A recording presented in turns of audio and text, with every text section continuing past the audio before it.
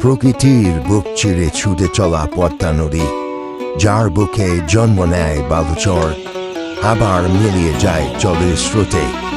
এই নদী শুধু পানি নয়, এ যেন মানুষের স্বপ্ন, জীবনের স্রোতধারা।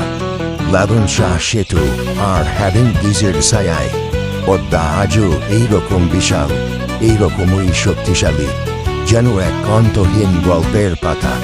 কখনো শান্ত, কখনো উত্তাল, পদ্মা নদী শিখিয়ে দেয় জীবন কখনো সবুজ, কখনো সংগ্রামে। এই নদীর বুকে জেগেও ওঠা বালুচর, গ্রামের মানুষের আশ্রয়, আবার খেলাঘর, শিশুদের হাসি। হাডিং ব্রিজ আর লাবণ শাহ সেতু দুই প্রজন্মের গল্প বহন করে, একটি ইতিহাসের সাক্ষী আর একটি আধুনিকতার প্রতীক।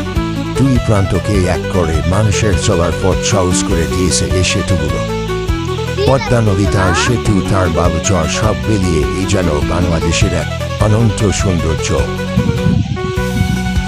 তাই তো প্রকৃতির এই সৌন্দর্যকে উপভোগ করার জন্যই শত শত হাজারো মানুষ ছুটে আসে এই নদীর বুকে, নদীর সৌন্দর্য, নদীর কোলাহলকে উপভোগ করার জন্য।